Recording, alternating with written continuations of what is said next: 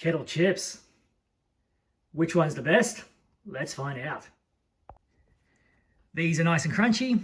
I love the flavor of some of them, which I've tried. I haven't tried most of these, to be honest, and we're going to find out today which one's best. As per usual, I'll have a breakdown table at the end of the video. Let's dig into it. Starting with herb and spice. Tomato, garlic, and paprika. Let's have a quick look at the ingredients. So just a quick one. Most potato chips will have a really good potassium content. Potassium is good for you on multiple things. If you want to know more about that, I'll include a link in the description. Daily adult intake for a man should be around 3,800. For ladies, should be around 2,800. So this one, sodium or salt content, 469. And in terms of fat, these are 24.8 per 100.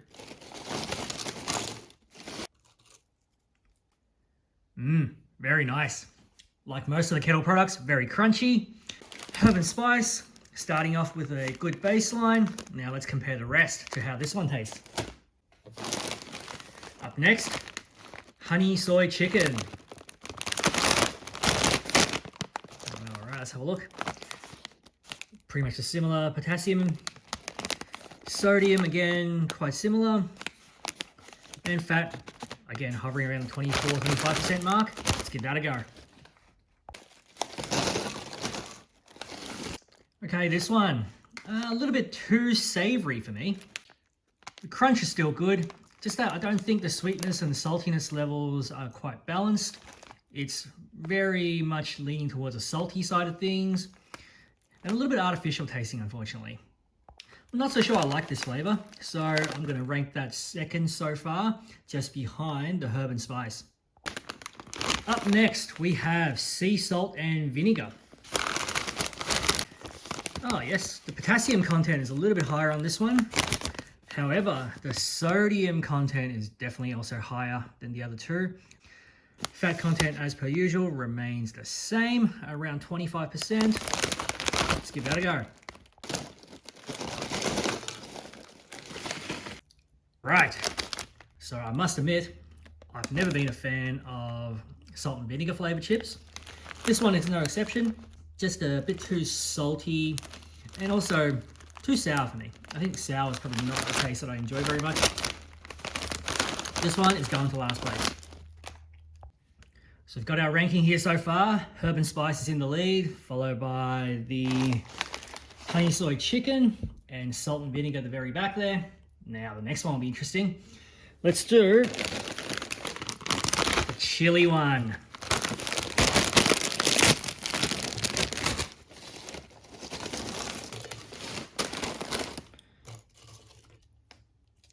All right, clear differences here. You can actually see the chili powder, hopefully. Yep, there you go. Versus the more plain sort of salt and vinegar flavors. Yeah. Oh yeah, that one burns. The chili is very much real chili. You can sort of see the chili powder here. It's quite intense. It's very spicy. Great if you like heat. I do enjoy a little bit of heat. And this tastes fantastic. Let's have a look at the back here. Very much on par. Potassium still over 1400. You've got slightly lower in terms of sodium, which is good. Less salt content. Slightly more fat, but you know, still around 25%. In terms of taste though, love that. Yes, it is very spicy, so be wary. However, I enjoy that. I'm gonna put that in first place. And remember, it's just a bit of fun, so all subjective, of course. Now, let's go to the next one. Sweet chili and sour cream. Let's have a look here. A little bit higher on the potassium side, a little bit higher on the sodium side of things. About the same amount of fat as all the other ones. Let's crack that one open.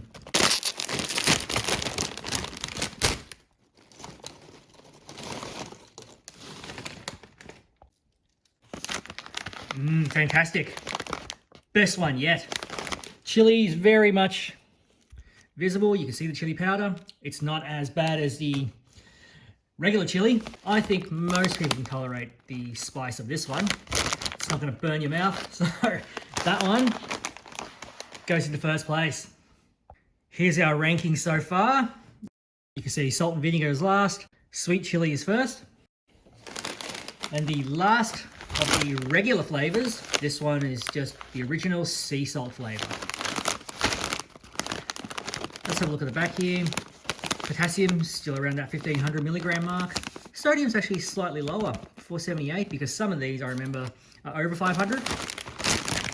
And for some reason, this regular one with the salt has 26% fat, which is the highest out of all of the ones so far. Not sure why that is for original flavor. Let's give that a go.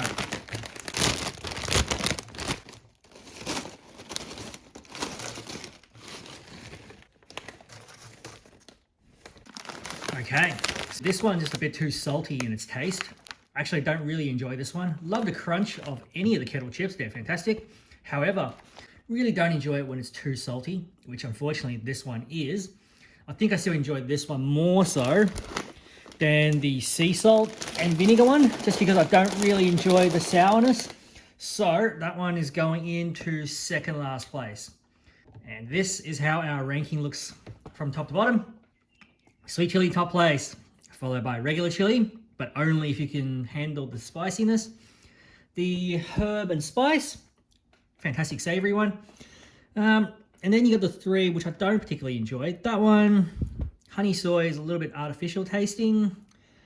Sea salt, very salty. Even though it's not the highest in terms of salt content, it is just a bit too salty in its taste, so I don't really enjoy that one. And finally, the sea salt and vinegar one. Very much don't enjoy that. Too salty as well, and just too sour. Now, before we move on to the three special sort of flavors at the back there, one apology, there is a flavor missing from the regular lineup here. We're missing the, I think, Parmesan and garlic version. Now, I can't find that one anywhere, so looked online at the Woolies website, and they've marked it as out of stock, and it's been like that for a while. I've looked at it on Coles. Coles website doesn't have it either.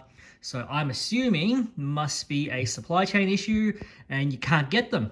So out of the ones that we can get, this is how they look. And I'll have those ranked in terms of flavor and of course ingredients at the end of the video as well. Now, let's move on to the three special edition native ones. Okay, let's try out these three.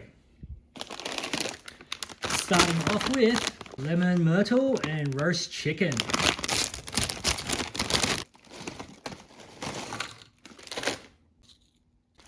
Okay, this one, very mild in comparison to the ones at the back there. Everything at the back, the regular flavors, very strong. This one, almost too mild. I can barely taste anything other than maybe just a little bit of lemon taste. So if we have a look at the ingredients, look, potassium is about the same, sodium is about the same. So really, in terms of flavor, this one's extremely weak. Probably rank it still above honey, soy, and chicken. So it will go there, bang smack in the middle. Next up, finger lime and pepper leaf. Ingredients, still much of a muchness. Sodium, yep, that is on par. In fact, yep, pretty much the same as the rest of those.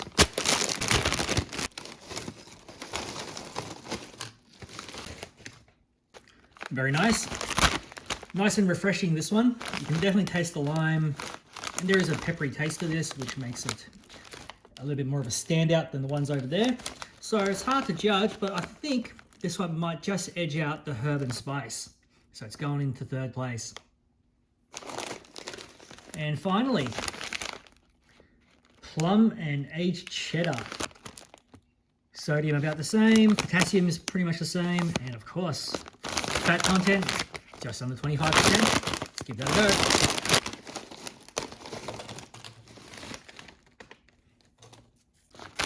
Quite nice. The cheese flavor is definitely defined. Doesn't taste artificial, so that one is quite good. Question is that one better than that lemon, myrtle, and chicken?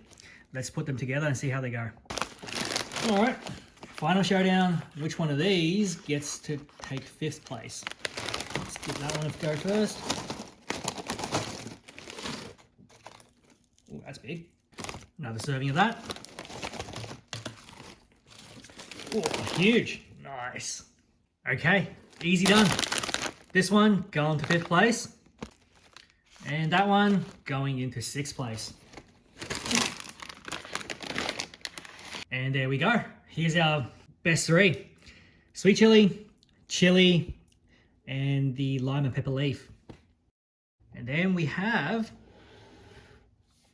at the back here, herb and spice, plum and aged cheddar, the lemon myrtle and roast chicken.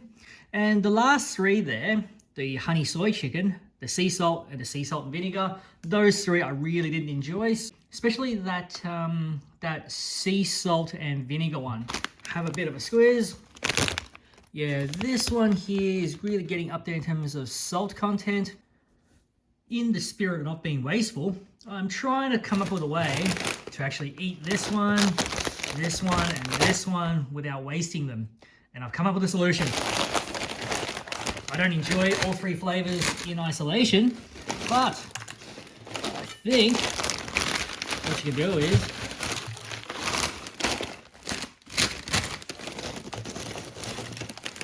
here's my solution. Mix all 3 together, and essentially it breaks up the monotony of the taste. All 3 are not ideal, but if you eat all 3 different ones together, well, that makes them more bearable, I suppose. One thing that I really do enjoy, I really love mixing these 2 together.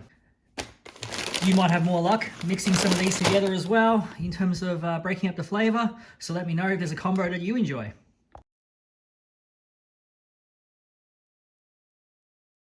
And if you've had the Parmesan and garlic flavor in the past, let me know how that one is. I simply can't find them, and I don't think I've ever had that flavor. Thank you for watching. I'll see you for the next one. Please give us a like if you've enjoyed the video.